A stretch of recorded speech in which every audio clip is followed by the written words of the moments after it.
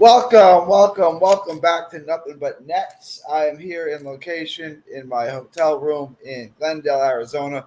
I wanted to get into the breaking news today. The Nets sign. I'm going to keep calling him Armani Brooks. His name is not Armani Brooks. His name is Amari Bailey. He's best known for having a mom who's on Instagram and I don't know was linked to John Morant.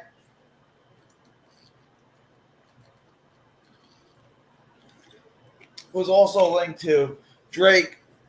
Um, not going to get into that. I had never really seen him play. He's played just 10 games, played about 65 minutes, almost all of it in garbage time. You can find a lot of highlight on him in the G League, in the draft combine. There's just a lot of content out there for him. So it's not difficult to get a taste, to get a look at what he offers.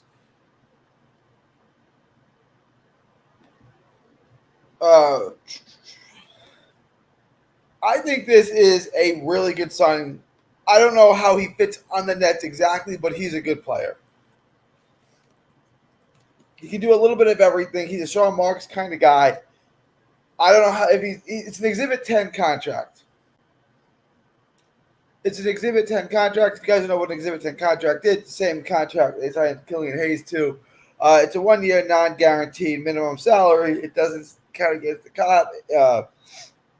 Just to give you guys a brief explanation, an Exhibit 10 contract can then be converted into a two-way contract, which will also make the bonus money guaranteed to get a bonus money of like $75,000. Each team can have a maximum of 2 3-way contracts, and this conversion must be done prior to the start of the regular season. If a player on the Exhibit 10 contract is kept on the 15-man past the start of the regular season, his contract becomes a standard minimum deal.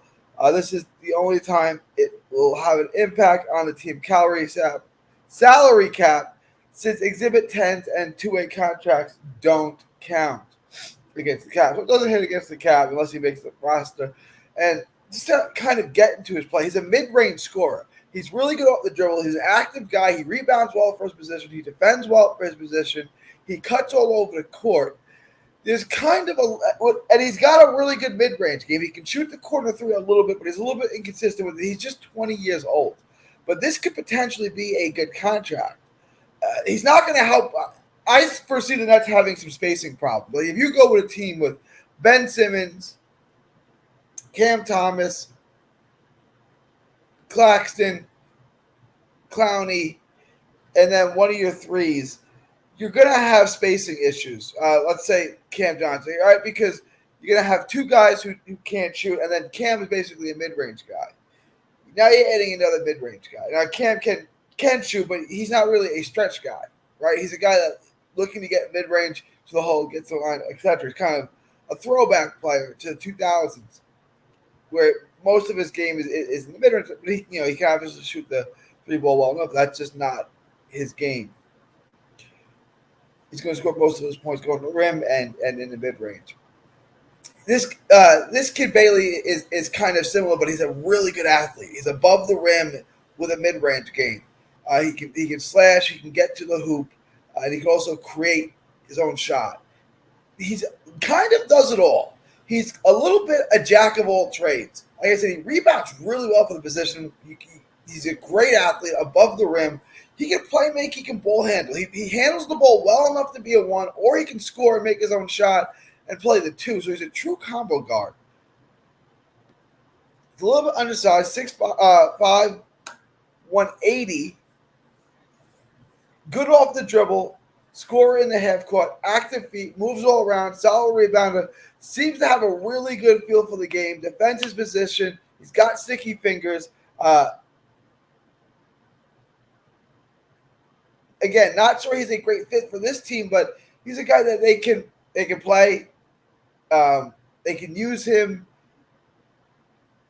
It's going to be interesting to see how he fits, right?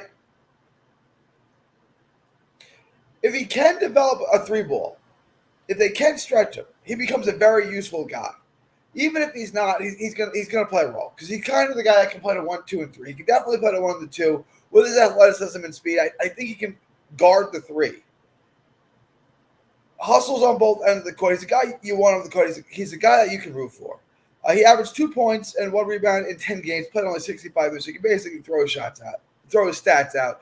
Almost all of that. The only game I saw that he wasn't a blowout was against Cleveland. The rest of his limited minutes, again, just 65 minutes,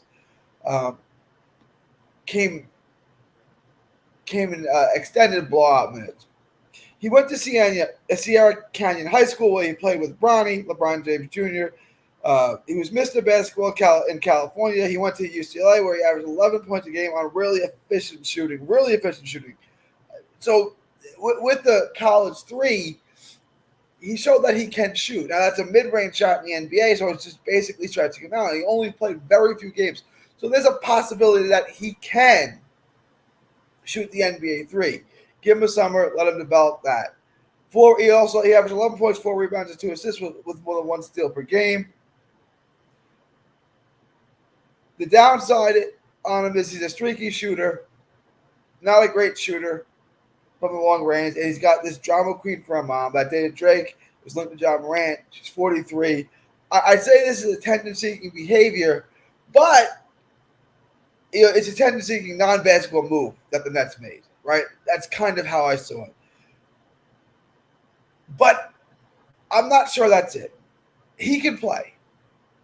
Charlotte didn't give him a qualifying offer, and when I heard that, there's a guy they drafted last year out of UCLA, was good in college. I'm thinking, like, okay, they're not going to give him a qualifying offer, which is basically $1 million. They don't want him around. And they don't want him around. This is a team on the mend. This is a team on the upswing. There's a reason why they don't want him around. But you watch him, and he can absolutely play. So I think this may be basketball related. At first, when I saw it, I thought this is for tabloid. This is a move that's not. They want the name there. They want attention because of his mom. Except no, this guy's got some game. He can develop. He was ranked 41 in his recruiting class, or 42 in his recruiting class. Lefty shooter, good athleticism, pretty good at everything, right? He's just got a nose. He can do a little bit of everything. You can see that in the same way that Trendon Watford does a little bit of everything, he can do the same thing. Good vision, surprisingly good vision, so he can play the 1 or the 2. He's going to get it if he makes the roster, if he's on the roster, he's going to get minutes. He's got a good right hand. He can finish with both hands. He's got a good right hand for a southpaw. He looks almost ambidextrous at times. So there's upside in this guy. Again, he's just 20 years old, so he's got a long way to go, but he's got plenty of time. This is a raw canvas that has upside. So I think this is actually, I've been accused of this being the I Hate Sean Marks podcast or the Dump on Sean Marks podcast. This is a good move by Sean Marks. Again, I'm not exactly sure how he's going to fit in with the Nets, how much playing time he's going to get, but there's upside here. This is a blank canvas that you can create something into. I'm not saying he's going to be an all-star. What I'm saying is this can be a rotational guy that can see the floor for a number of reasons. There's a lot of reasons that you would want to put this guy on the court. He can create his own offense. He can create offense for others. He can defend multiple positions. He can rebound well. There's a lot that he can do. He cuts. If he can ever shoot, he can be a really good offensive player. So I like this move by Sean Marks a lot. Let me know what you guys think. Amari Bailey, not Armani Brooks. I'm going to call him Armani Brooks a million times throughout the season. But Amari Bailey is a guy that I would like to get to see. I would like to see him get some burn. I'd like to see him play. There's upside there. Two-way player, mid-range scorer. Kind of, you kind of speak in my language. These are the kind of players that I like that rebound well, can handle the ball. A lot of reasons to put him in on the court. Again, rebuild year. This kid is 20 years old. There's upside here. If he went back to school in 24-25, he was expected if he would have went back to school in 23-24, he was expected to be a high pick in 24. Unfortunately, there was pressure. He wanted to go to the NBA, and he did that in 2023. He was drafted in the second round, got the non-guaranteed deal, and they opted not to give him a qualifying offer, which is surprising to me. I'm surprised that Charlotte would opt to do that. But one man's trash is another man's treasure.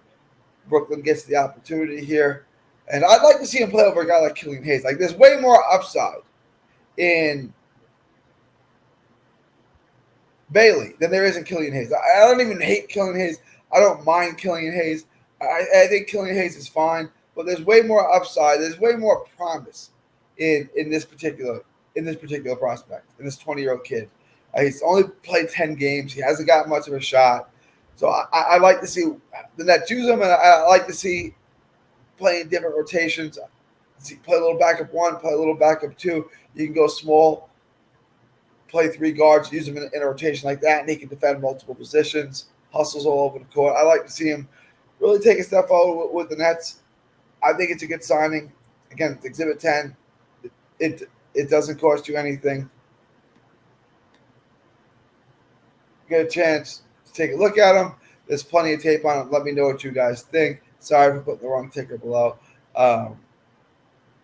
But it's September 20th, 2024, Texas, from Texas to the world. Thank you, and God bless.